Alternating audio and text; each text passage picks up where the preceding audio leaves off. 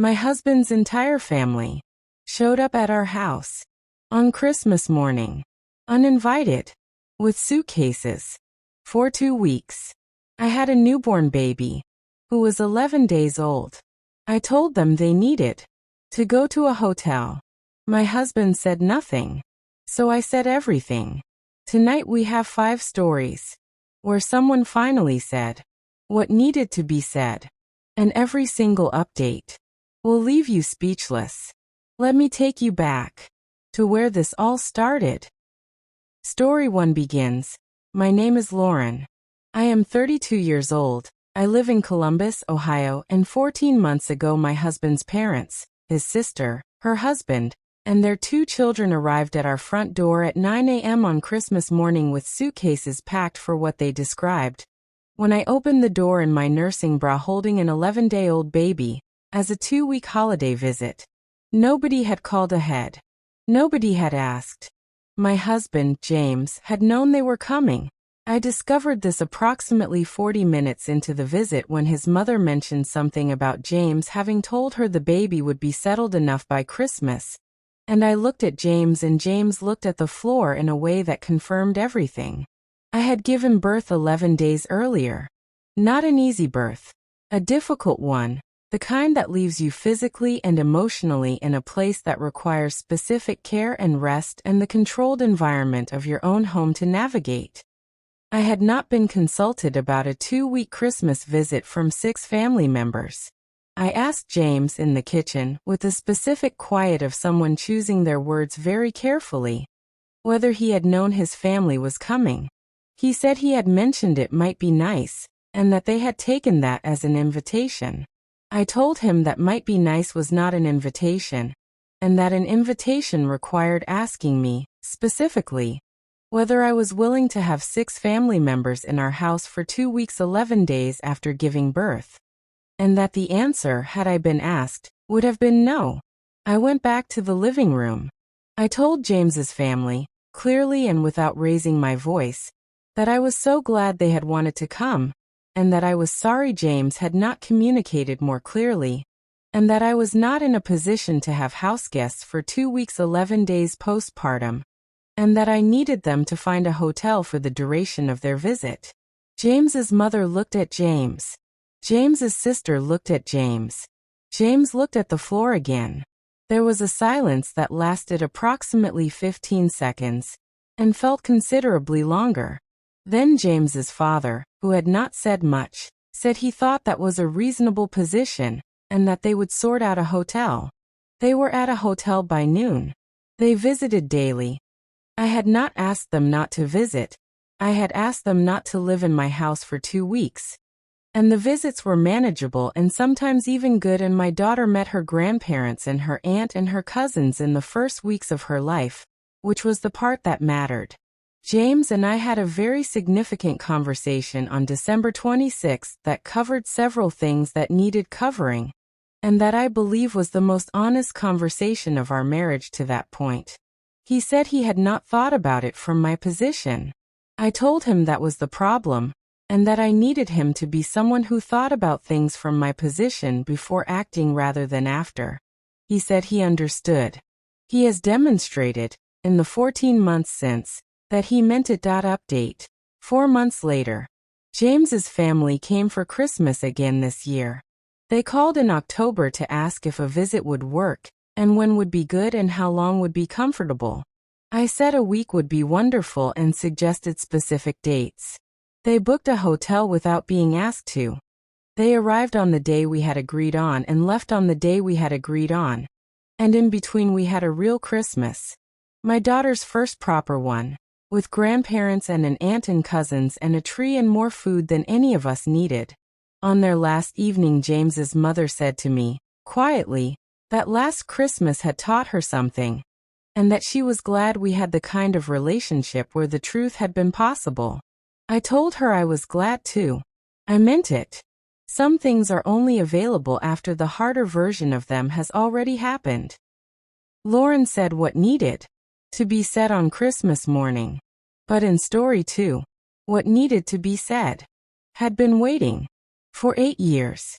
8 years of watching. 8 years of staying quiet. Until one dinner.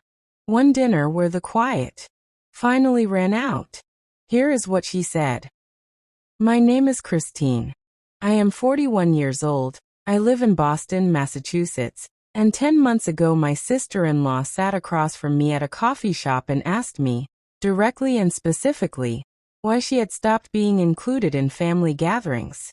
She said she had noticed it happening over the past 2 years, and that nobody would give her a straight answer, and that she was asking me because she had always felt I was honest with her. She was right that I was honest with her. She was perhaps not fully prepared for how honest. My sister-in-law's name is Donna. She is 38 years old and has been married to my husband's brother for 9 years. Over those 9 years Donna had developed a pattern at family gatherings that had gradually and then all at once made other family members reluctant to include her, not out of hostility, but out of the specific exhaustion of knowing what the inclusion would cost. The pattern was this. Donna had a way of making every family event about a grievance.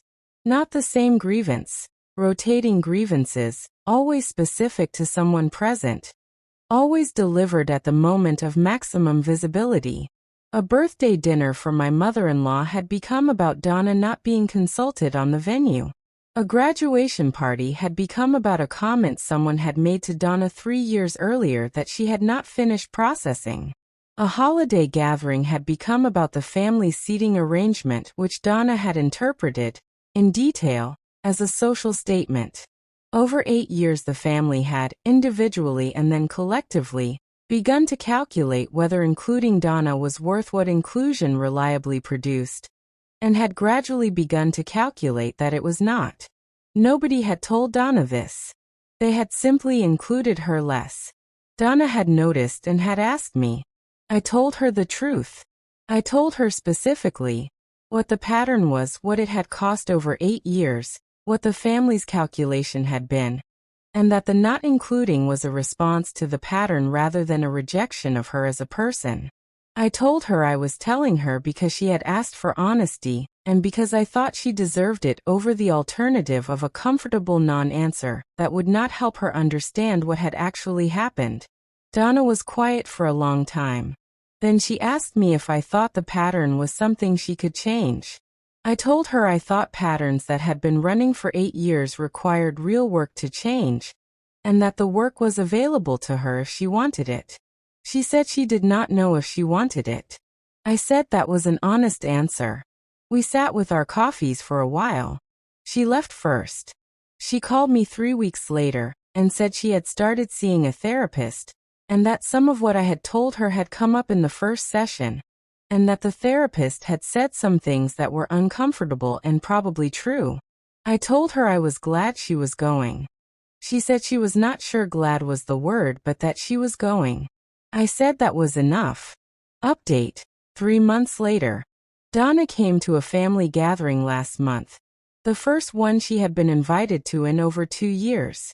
My husband's family had extended the invitation cautiously, based on what I had told them about her therapy, with the specific carefulness of people who have been burned and are willing to try again but are paying attention. The gathering was a birthday dinner for my husband's brother, Donna's husband. Donna came and she was present in a way that was different from before.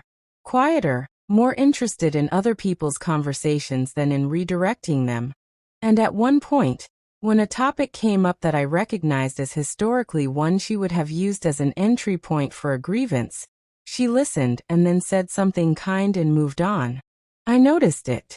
I think others noticed it too, though nobody said anything. On the way home my husband said he thought it had been a good evening. I said I thought so too. He said he thought telling Donna the truth had been the right thing even though it had been hard. I said I hope so. I think so. I think the truth, delivered with care rather than cruelty, is almost always the right thing, even when it takes months to see whether it was. Christine told the truth. After 8 years. But story 3 is about a truth that arrived, without anyone saying a single word. It arrived in a photograph. A photograph nobody was supposed to take. at a moment nobody was supposed to see. Here is what was in it. My name is Kevin. I am 43 years old. I live in Dallas, Texas, and 16 months ago I sent my father-in-law a 3-minute clip from our home security camera that showed his wife, my mother-in-law, doing something in our driveway that she had denied doing when my wife had asked her about it directly. My father-in-law's name is Robert. He is 66 years old and had been in the hospital for a scheduled procedure during the week in question. My mother-in-law's name is Sandra. She is 63 and has always had a quality of plausible deniability. She did things and then, when questioned, denied them with a convincing consistency that had, over the years, made my wife question her own memory on several occasions. The specific thing Sandra had done, the thing on the 3-minute clip, was go through our mail. Not accidentally. She had a key to our house, which she used legitimately to water our plants while we were away. And on this occasion she had let herself in to water the plants, which was fine, and had then, and this is what the camera showed clearly, taken a stack of mail from our front table, gone through it, photographed several pieces with her phone, and replaced the stack in a slightly different order than it had been in before. My wife had noticed the mail was out of order. She had asked Sandra. Sandra had denied touching the mail. The camera disagreed. I sat with the footage for a week before deciding what to do with it. My wife and I discussed it at length. Sandra's pattern of doing things and denying them had been a source of difficulty in our marriage for years, not because my wife doubted me, but because without evidence, every confrontation became a her word against Sandra's situation that went nowhere. The footage was evidence. The question was what to do with it. I chose to send it to Robert, because Robert was the person in Sandra's life most positioned to address her behavior in a way that Sandra could not deny her way out of. And because Robert was someone I trusted to handle the information with the seriousness it deserved rather than dismiss it. I sent it with a note that explained what the camera had captured, and went and said that I was sending it to him rather than confronting Sandra directly, because I believed he deserved to know what was happening in his family. Robert called me from the hospital. He was quiet on the phone for a moment after I picked up. Then he said he had watched the clip 3 times, and that he owed me an apology on Sandra's behalf, and that he would be handling it. He sounded tired in a way that told me this was not entirely a surprise to him. Sandra called my wife 2 days later and apologized, specifically without qualifications, for going through our mail and for denying it when asked.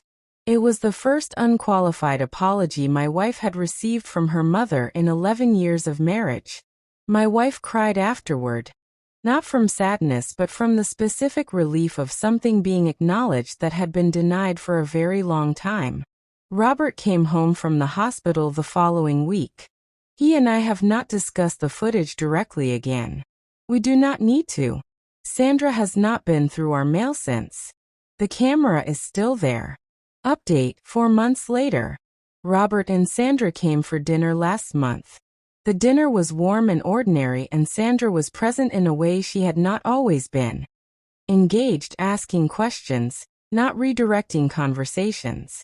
At one point Robert excused himself to use the bathroom, and Sandra and my wife and I were briefly alone at the table, and Sandra said, somewhat quietly and without looking directly at either of us, that she had been thinking about things and that she wanted to do better. She did not specify what things. She did not need to. My wife said she appreciated that. I said I did too. Sandra nodded and Robert came back, and we talked about other things for the rest of the evening. And it was one of the better dinners we have had in 11 years. I thought about the 3-minute clip, and about Robert calling from the hospital, and about Sandra's first unqualified apology, and about this dinner.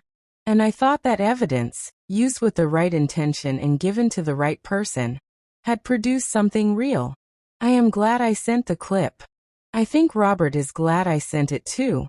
Though we will probably never say so to each other directly, and I think that is fine. Kevin sent the footage to the right person. But story 4 is about footage that was never sent, because it did not. need to be, because the person who needed to see it was already in the room, watching it happen in real time. And what she said in that moment changed everything. Here is what happened. My name is Sarah.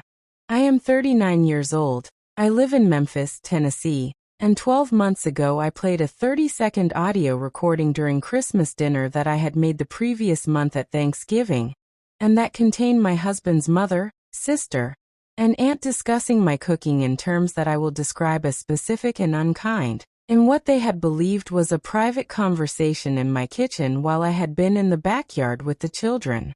My husband's family's tradition was that I cooked Thanksgiving and they cooked Christmas. I had been cooking Thanksgiving for 7 years. For 7 years I had cooked a full meal, turkey, sides, desserts, for between 8 and 14 people. And for 7 years I had received what I had understood as genuine appreciation from the people eating it. The recording changed my understanding of the 7 years. I had not made the recording intentionally.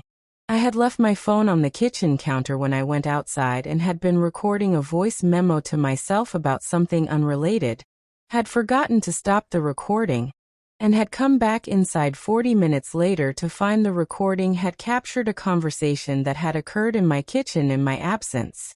I listened to the recording that evening after everyone had gone home. My husband's mother described my gravy as something she choked down every year. His sister said the stuffing had never been right and she did not understand why nobody had told me. His aunt said, "What could you say, bless her heart?" There was laughter. The conversation moved on. I listened to the 30 seconds 4 times. Then I put my phone down and I thought about 7 years of cooking Thanksgiving, and about bless her heart, and about what I was going to do with what I had heard. I did not tell my husband immediately. I sat with it for a month. Through the planning of Christmas, through the preparation, through the arrival of his family at his parents' house where Christmas was hosted. During Christmas dinner, after the main course had been cleared and before dessert, I said I wanted to share something. I played the 30-second recording from my phone held in the middle of the table. The kitchen conversation played at sufficient volume for everyone present to hear it clearly. When it finished, I put my phone down and said I had been making Thanksgiving dinner for 7 years and had been glad to do it and had believed it had been appreciated, and that I was sharing this because I thought everyone deserved to have accurate information about how things actually were, and that I was looking forward to dessert. The table was very quiet. My husband's mother looked at the table. His sister looked at her plate. His aunt looked somewhere to the left of everything. My husband looked at me with an expression I could not entirely read, but that was not angry. Dessert happened. It was quiet. People left earlier than usual. My husband and I talked for a very long time after everyone was gone. He said he had not known. I told him I believed him. He said he was sorry his family had said what they had said. I told him I was not asking him to choose between his family and me, and that what I needed from him was to know that I had his support when something was wrong, and that playing the recording had been me deciding that 7 years of wrong was enough, and that something had needed to change. He said he understood, and that he supported what I had done even if the method had surprised him. I have not cooked Thanksgiving since. His mother volunteered to host the following year, and I said that would be wonderful. The Thanksgiving she hosted was, by all accounts I received afterward, quite good. I said that was great and I meant it. Update 3 months later. My mother-in-law called me last month. She asked if I would be willing to cook something for an upcoming family gathering, not Thanksgiving, a smaller thing, a birthday dinner. She said she had always loved my cooking and thought I had a real talent for it. I was quiet for a moment, and she seemed to understand the silence because she said, carefully, that she knew that might sound different now given everything, and that she meant it genuinely, and that she was sorry for what had been on the recording. I told her I appreciated the apology, and that I would be happy to bring a dish. I brought a casserole. It was received with what appeared to be genuine enthusiasm. His aunt said it was delicious. I said thank you and served myself a portion and ate it, and thought about 30 seconds of audio and about bless her heart, and about a casserole being called delicious by the same woman. And I thought that sometimes people can do better when they understand that you know they can do worse, and that the casserole was good, and that good was enough. Sarah played 30 seconds. That changed 7 years. Our final story tonight. Story 5 is about something that also took years to say, but when it was finally said, it was not at a dinner table. It was in a letter written by hand, to 43 people. And it started with 3 words nobody expected to read. Here is the last story. My name is Nicole. I am 44 years old. I live in Philadelphia, Pennsylvania, and 18 months ago I wrote a handwritten letter, 43 copies, addressed individually, mailed with stamps, to every member of my extended family, explaining that I would not be attending any family events for the following 12 months, and explaining specifically why. My family is large and close in the way of families that gather frequently, and that have developed, over generations, a specific set of unspoken rules about how members are expected to behave within the group. One of those unspoken rules, I had come to understand over the course of my adult life, was that my role in the family was to be pleasant, to support others, to show up, and to not require anything in return. I had been following this rule for 22 years of adult family participation. What had happened 18 months ago was the last in a sequence of events that had made me understand that the rule was not working for me, and that nobody in my family had noticed that it was not working for me because the rule required me to not indicate that anything was wrong. My grandmother had passed away. She had been the person in my family who had most consistently seen me, who had asked how I was and waited for the real answer, and had treated my life as something with weight. Her funeral had been the last family event I had attended before the letters. At the reception after the funeral, I had been the person who organized the food, managed the logistics, made sure the elderly relatives had rides home, and cleaned up afterward. Not because I had been asked. Because I was the person who did those things, and everyone knew I was the person who did those things, and nobody had asked me how I was doing on the day of my grandmother's funeral, because I was busy doing things for everyone else. I drove home alone after the reception, and I sat in my car in my driveway for 40 minutes, and I understood that I had been invisible inside my own family for 22 years, and that my grandmother had been the only person who had consistently made me visible, and that she was gone, and that nothing was going to change unless I changed it. The letters took me 2 weeks to write. Each one was personal. The same core explanation, but with specific acknowledgement of each relationship and what it had meant to me and what I hoped it could be.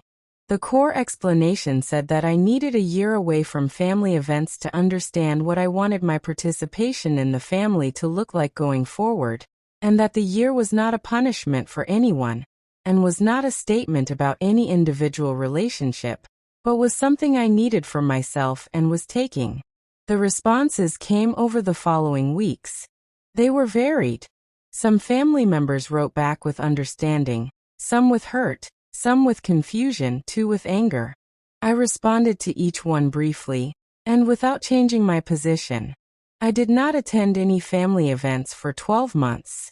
I spent the year in therapy, and with friends, and building the specific kind of life that had been waiting on the other side of 22 years of prioritizing everyone else's comfort. At the end of the 12 months, I attended my cousin's wedding. Several family members approached me during the reception. Some of them said they had missed me.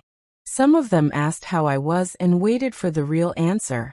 My aunt, the one who had been most consistently oblivious to my invisibility over the years, sat next to me during dinner, and asked me about my life and listened to what I said and asked a follow-up question, which was something she had not done in 22 years. I do not know if the letter changed my family, or if it changed how I appeared to my family, or if the year away had changed how I showed up in ways that made them respond differently. I think it was probably all three. I know that the wedding felt different from any family event I had attended in the preceding 22 years, and that different, in this case, felt like the beginning of something real. Update: 4 months later. I have been to 4 family events since the wedding. Each one has been different from what I had been used to, not dramatically, but specifically. I am asked how I am. I am listened to when I answer. The logistics do not organize themselves around my availability as though my time is automatically available. Last month at a family birthday dinner, my aunt said, in front of several people, that she had thought about my letter a lot over the past year and a half, and that she had realized she had not been the kind of family to me that she had wanted to be, and that she was working on that. It was not a perfect apology and it was not a complete one, but it was said in front of people and it was genuine, and I received it as the thing it was. A beginning that had taken 18 months and 43 letters to produce, and that was imperfect and real. Exactly what I had hoped might eventually be possible.